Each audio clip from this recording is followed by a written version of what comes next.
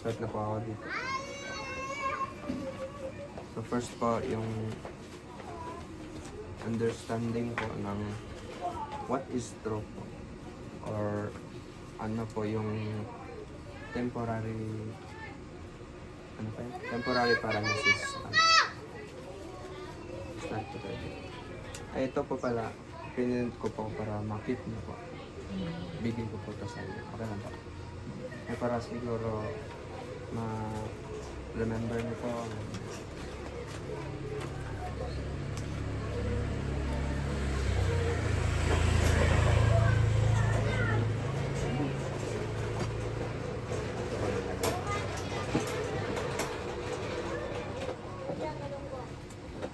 Ay, dito po kayo nagmamanicure. Sana ko. Ah, Ano yung extension? May kakapit na. ay yung ano po. Yung youngest po.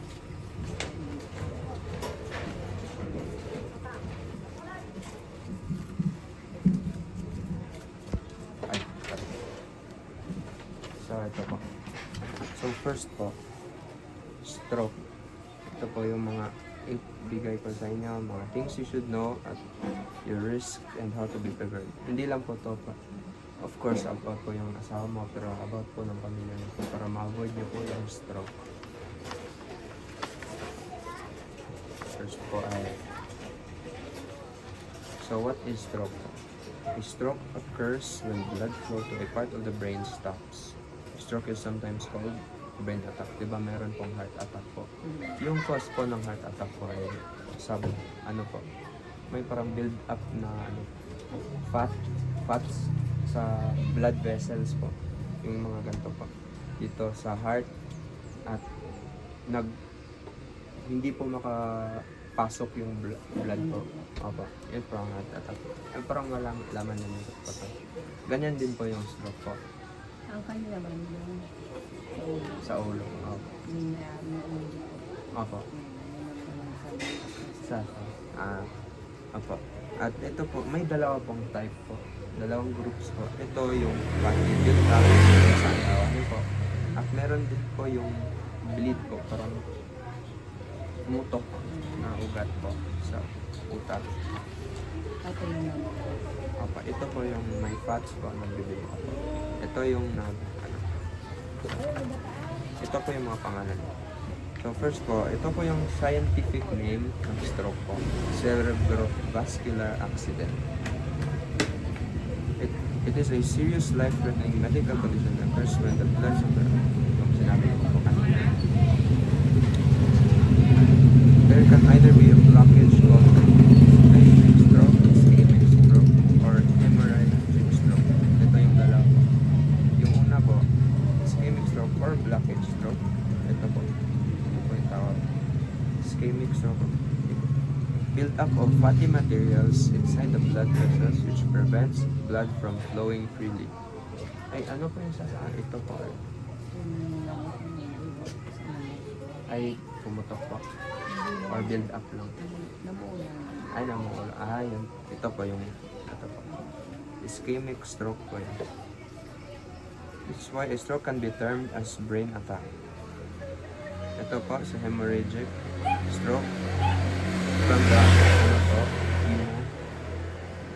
meaning po yung bleeding stroke po yan. It happens po when blood vessels burst or pumutok po. Suddenly, causing a blood leak in or around the brain. Sa loob po ng brain. So maano talaga yung blood in the brain can lead to a swelling of the brain which requires surgery. Ito po, parang okay lang po. Pero ito kasi ang dugo. May tubig kasi yung ano po at mag-spread po kaya sa utak. So, yan po. Kailangan po talaga ng surgery ito. Bleeding stroke is most commonly seen among people with high blood pressure. Okay. Next po. Ito po. Diba may stroke po? May mini stroke din. Yung mini stroke po, yung parang ano lang siya, nakakalakad na rumano. ay, ito po yung Same pa rin ng normal stroke po. Pero di sobra ka gaano ka ano. Yung stroke is a serious warning signs na po na patungo na po sa stroke po talaga. That may happen and should be not be ignored. So, for example po, hindi na siya makahawak ng baso po. Yan na po yung sign po na malapit na siyang mag-stroke. Nagaganito na po sa utak, may nag-block na po. Yan po.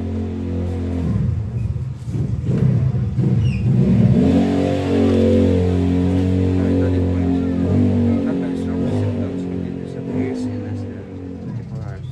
Sometimes kung nag-disappear lang siya, mawawala lang siya. This is called mini-stroke. Or scientific term po, transient ischemic attack. Unblocked. When a TIA occurs, the artery either becomes unblocked after a short time or a new path opens up and blood flow becomes normal. Yun po. May malaking chance ako na babalik na sa normal.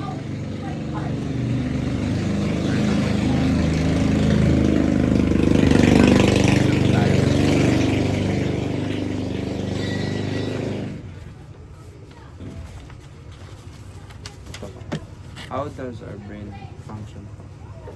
Ito, ma-affectan din po yung sa stroke po.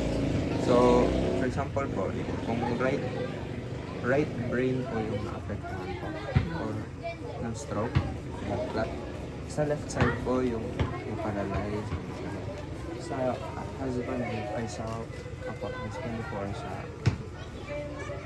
sa asawa niyo po, sa right side po siya na apektuhan. So kaya hindi siya hindi niya ma-move yung left side niya po, di ba?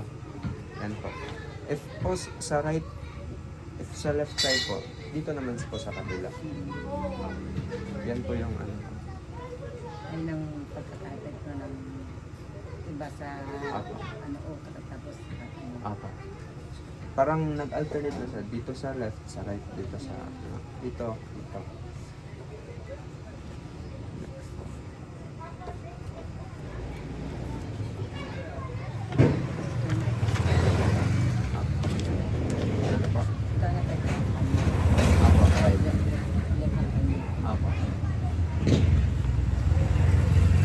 So the right brain controls the left side of the body, while the left brain controls the right side. A stroke affecting one side of the brain is neurological. Neurological cause is a problema sa utak. On the side of the body. So ito po yung mga effects po. May napunta sa right brain o sa left brain. Sa right brain po,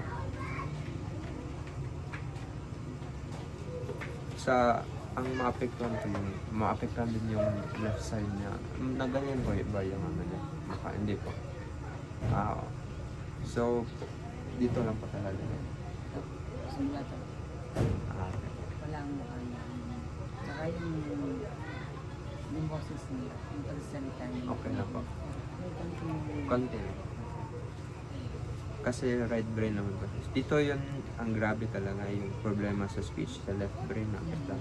Or right brain kasi siya. So, may problema siya sa mata po. Wala po. Pero usually po, if right brain po, may problema po tayo sa vision problems at quick intuition. Parang, ano po, mabilis po yung ano nila sa Tagalog. Sa mga behavioral na po ng mga ginagawa. Mabilis siyang parang mag-decide ba? Parang ganun po. At wala naman po siyang nabalas.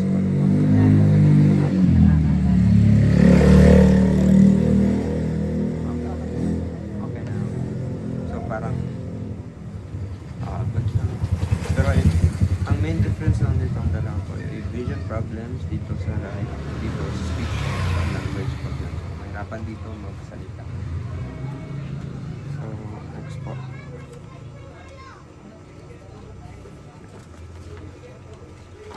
So, who is at risk of having stroke? Ito po yung mga Example po sa malaki chance ng stroke. Yung una po, yung palaging natatagay. Hindi naman siya. Hindi naman po, di ba? Hindi din siya nag-smoke po. At old age po, may diabetes pa siya. Wala naman siyang diabetes na ako dun sa mga laban. Wala. Wala naman. Uric at saka cholesterol. Uric. So, ang ano lang talaga niya, high blood pressure. Prior, wala naman siyang mini-stroke noon sa mga ano niya pa din. Yung unang stroke. Apa. Ang sabi ng doktor, padala ko sa chicken lang yan. Sabi ko Ah. na padalawa o Ano din po? Obesity po. malaan dyan. Apa. At sobrang kain po. Sobrang kain. Hindi naman po siya lang. Sobrang kain. Kain na sobrang kain. Tapos pag sobrang kain, sobrang bumuli siya. Ay, dapat kasi hindi talaga kakain sa sobrang sa gabi. Yun ang kanyang ano. Dahil nagka-tricycle.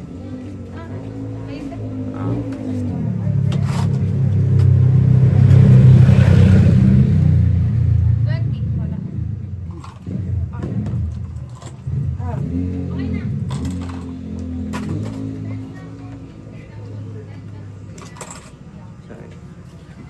Maliban lang po sa mga ganito po, meron po dito high cholesterol siya po. Ayan po. Wala naman siyang heart disease, di ba? Diabetes, obesity, smoking, and then physical, ano. Hindi ba siya kumakaroon or parang ay nagtatansa pa naman. First off or priority again. Wala naman siya. But ito lang pong dalawa yung Cholesterol. next po. So ito po yung mga signs na may stroke nga. Yung isang pa po. Sudden numbness or weakness of face. So parang nagaganito po. Pero sa kabila, pwede lang mag-smile, ganyan. Pero dito parang wala talagang reaction. Answer special on one side of the body. Or sudden confusion or trouble in speaking and understanding. Example po, pag hindi siya pag salita siya, hindi clear at hindi bulol po. At may confusion din. Hindi siya makaka-understand sa mga sinasabi po. Hindi naman siya. Hindi naman siya ganun. Sudden trouble seeing in one or both eyes. Makikita ba siya ng malayo? Ay, hindi naman siya lumabas. Siguro may ano, or di lang alam, may problema siguro sa mata. Hindi man siya, wala naman siya sinabi.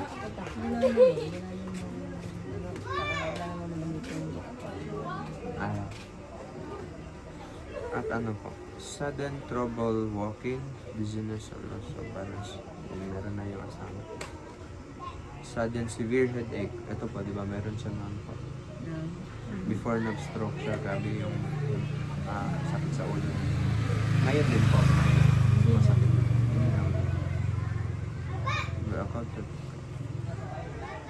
Next ko ay same lang to. Sudden.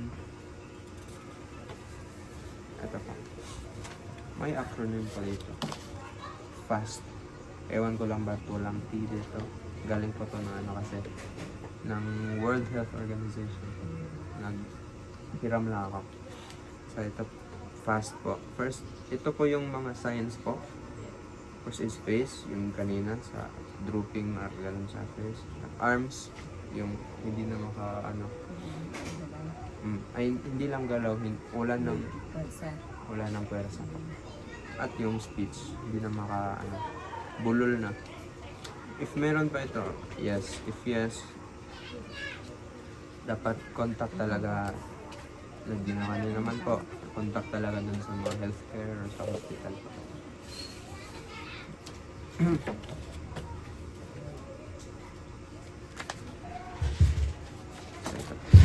Why is there a need for ay sama na yung ano po pag start po ng stroke niya po diretso ba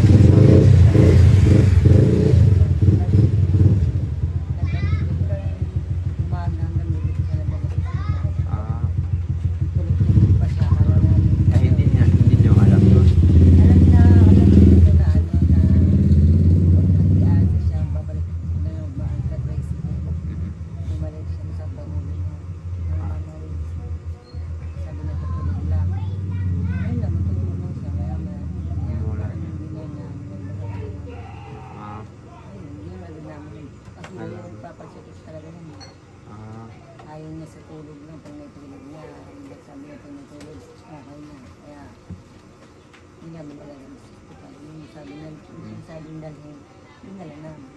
Ah, kasi pag stroke po talaga, for example yun po, pag may sign na may sakit talaga sa ulo, ganun po. Every minutes po or minuto po, nagka-count po talaga. Kasi may golden hour po yan. Golden hour is used to designate the hour immediately following the onset or pag-start po ng stroke problems. Ang rason po na golden po yung tawag is that the stroke patients have much greater chance of surviving or avoiding outcome. If yung sa isang hour lang po na nagsabi siya or siguro hindi nagabihan, ganun, may chance talaga na hindi siya nga nilalaman. Pag sinabi lang talaga niya, ma-survive talaga niya. Hindi siya maka long-term brain damage, makatrabaho ng hospital. The longer the normal blood flow to the brain is reduced, so, yan po yung ito po yung nangyayari nung natulog siya po.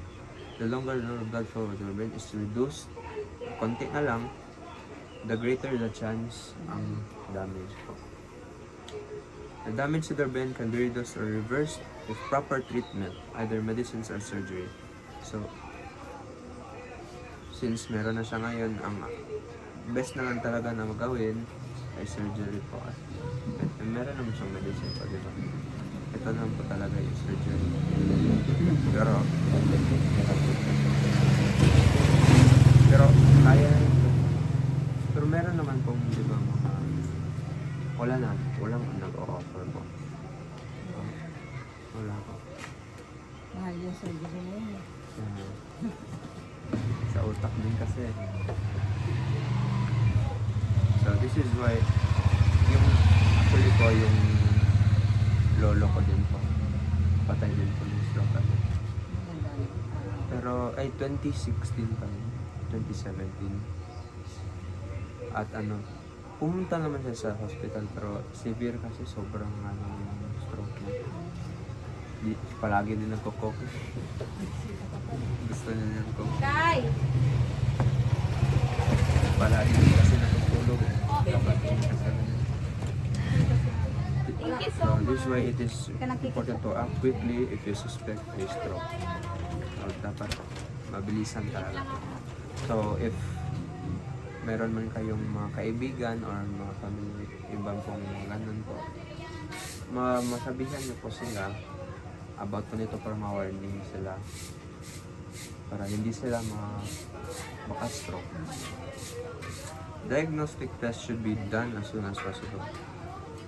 If medicine is to dissolve or retrieve clots, they should be started within 3 hours of experience.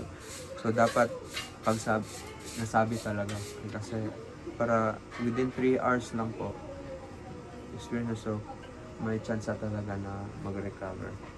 So first symptoms, for example 6 o'clock na nag-start sumakit yung ulo niya, dapat within 6 to 9 o'clock ng gabi nagsabi na punta na talaga siya dapat sa hospital.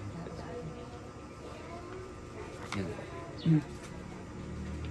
So ito po yung mga how can stroke be prevented, pero ito po if wala pa yung stroke po. Maintain, ma-apply naman din po to sa kanya, pero ito, maintain a healthy weight, healthy diet din po, vegetables at prutas, pero pwede naman po mag-meat pero hindi gaano dami. Exercise regularly po, at least 30 minutes daily. Avoid ito, wala naman po dito. Know your risk and take action. Go for regular checkups. Dapat at least 2 times a year siguro. If ano na pong age niya po? 46. 46. Siguro okay pa once per year sana.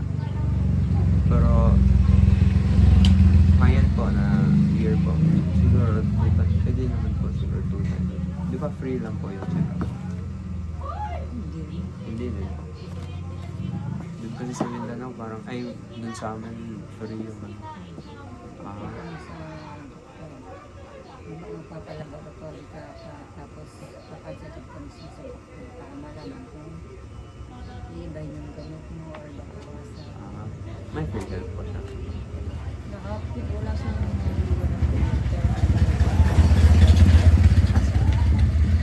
Ah, na naglabas-labas ang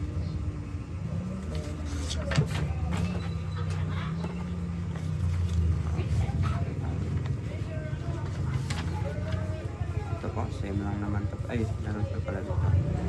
Maintain a healthy patients may need to take certain medicines such as antihypertensive. May ganito siya. Ay, di ba apat yung ano niya, mga medicine niya po. May pang-lower naman ang cholesterol po. Pang-hypertension din po para ano?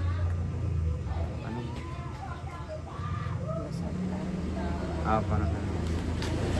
Okay. At yung iba po, anticoagulant, ito po talaga para prevent po yung clotting or yun po, nagbubuo ng block po. Kailangan niya uminom ng anticoagulant po. marami yun. Nasa hospital siya. Meron pa siya. Marami. Wala na. Anti Sama sa center. anti-platelet. Ito po yun. So, yan po yung lahat para sa first po. So,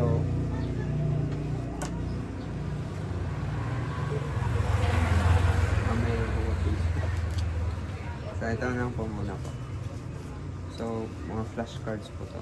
So, next part na po tayo.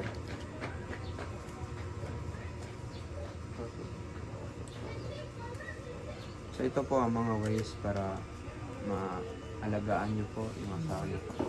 Nagawa nyo naman po yung iba dito. Pero siguro meron po ditong iba. Ito po yung first one. Reposition every 2 hours. Ginagawa nyo po ba ito? Wala ka ano. For example, pag every 2 hours po, minumove nyo po. Wala ka delay. Tapos Apple. Parang hospital din. nilagay sa kanya.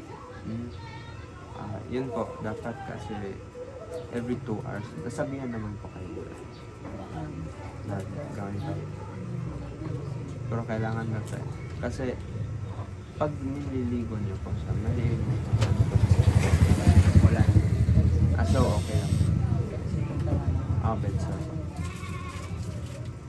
So ginagawa na ng pop. So next po ay ito po, ginagawa nyo naman din po to. Parang exercise po. Minsan po. Pero yung recommended po daw, pero although mahirap po talaga, ay 2-3 times a day. At 30, 25, ay 15, at least 15 na po minutes. Pero 3 sessions a day, isang araw po. Pero mahirap po yan. Marami mag-alaga sa kapatid. Pero siguro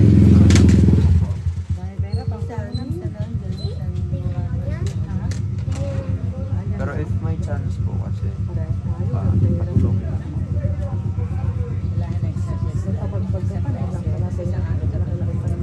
2 to 3 times po.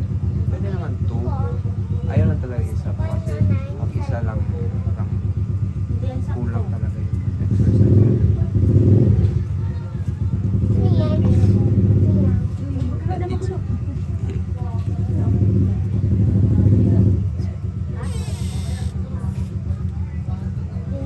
Ito po.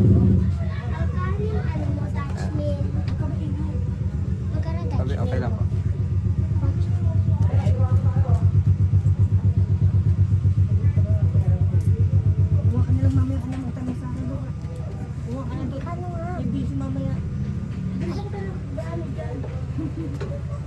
Sa next pa ito po. Keep skin clean and dry. Napaligo na naman po. Ano po? May mga skincare po kayo. Ganun. Apa? Ay, parang safeguard po. Ganun. Okay lang naman po. Pero pag mga skin problems, mga ganun, wala naman po. Wala din dead short. So, okay lang. Sa araw-araw lang siya naliligo. Pero proper naman po yung kain nila. Tatlong beses sa isang araw. Provide din po ng yan po, kain po at tubig. Ilang basong tubig po, ma-estimate niyo po sa isang araw. Pero gano'n kasi ang baso na ginagawa? Ganun kalaki po. Sa Isang sa umaga. sa umaga. Tanghali. Gabi tatlo. Ganun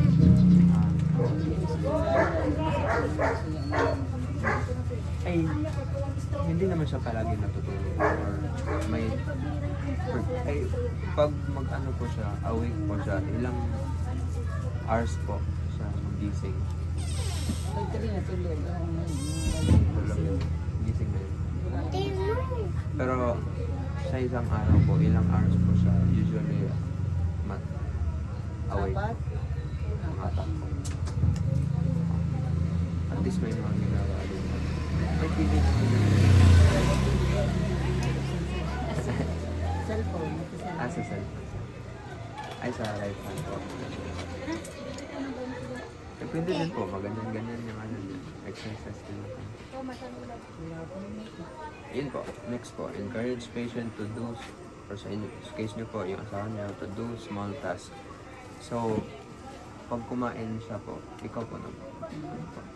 So, para po maano po, encourage ko talaga na at least siya lang yung maganyan. Para maano po, promote ko yung independence ko sa sarili. Para ma-boost din ko yung ano niya po, yung mental, ano niya, moral niya po. Kailangan talaga siya. Ako. Para exercise, part din po sa exercise din po. At para ma-maintain din po yung muscle strength niya. Yan po. And ito po. Ito po, communicate with love and patience po. Nag-communicate naman po kayo din. Hindi naman masyado. Ay, hindi po masyado. So ito po, importante po to kasi para po din sa emotional support po sa kanya. Kasi mahirap din pag ikaw lang parang mag-solo ka lang sa sarili mo sa kondisyon niya. Pero minsan may mga tao naman din na gusto na sarili lang. Pero minsan kailangan talaga ng iba para matulungan talaga. Sorry, hindi talaga marunong mag-Tagalog. Ito din po. Monitor for signs and ginagawa nila naman po. Pag may, for example, ngayon, may sumobra sa kanya na problema, ini-report niya naman po, di ba? Yan po. Gawin niya din po. So, ito po yun. 8 lang po to. May iba pa naman, pero ito lang yung mga simple lang po na. So, next po. So, dito po. Third part na po to. Ito po. Para mag-promote po yung sa inyo po at sa pamilya na po yung ano po, family engagement po para sa kanya po. Para ma-boost po talaga yung emotional na. Why family involvement matters?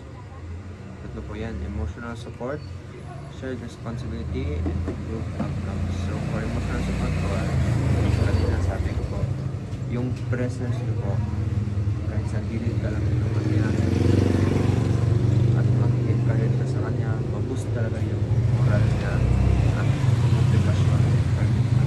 motivation para mag-recover.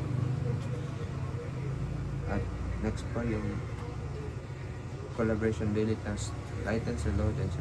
So dito po, dapat mag-share po talaga kayo kasi hindi na yung stroke po, di ba, meron po kayong mother po na may arthritis din po.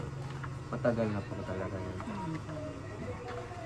Dapat mag-share po talaga kayo at para hindi ka po ma-pressure ng sobra. At explore para ma-improve din yung mga outcome ko, para mas mabilis talaga siyang ito parang same lang naman to dito. How can you help? Mag-offer ka sa kanya ng positive affirmation or positive ng mga sasabihin sa kanya na ayaw mo talaga yun. Pero alam niya naman na kaya na talaga po or nag-give up na siya. Alam mo na, kaya lang, hindi na siya pumasok. Parang gusto na talaga ng Gusto niya kung kahit ano. Sana kahit sa kanya kasi rin wala na siyang motivation po. Pero tinatulungan niya naman po siya sa mga pagsabi sa kanya, mga positive na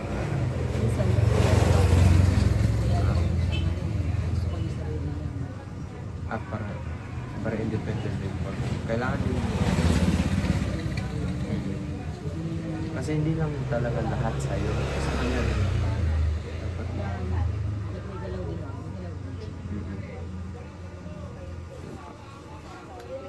at yan. Communicate openly. Dapat mag-communicate talaga kayo. Open po na honest to each other po. Mag-ask ka talaga sa kanya, ano ba talaga yung gusto mo? Ano ba talaga yung gusto mo ba talagang ano ba tawag? Makalakad, magawan ng mga daily, ng maayos. Yun po. At para malaman niya talaga na meron pa talaga kayo para magtulong sa kanya. At siya na lang kulang para at siya, same lang naman po nila. At yun po. Yun po lahat. So, okay naman po yung mga nakapal. May mga may parang na bago na po at mga nabalik akala ko na tunan mo ulit mga bagong natutunan mo noon na nakuha mo na remember mo ngayon. So, dito na lang po ma-cancel kasi wala pa akong papel. Ganda po.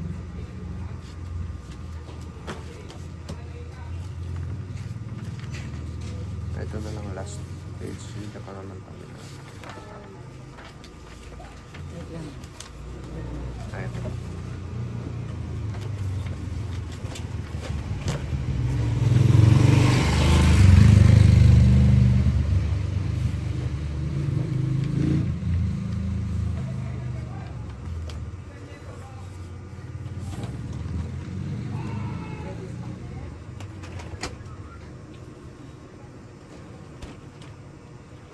Okay.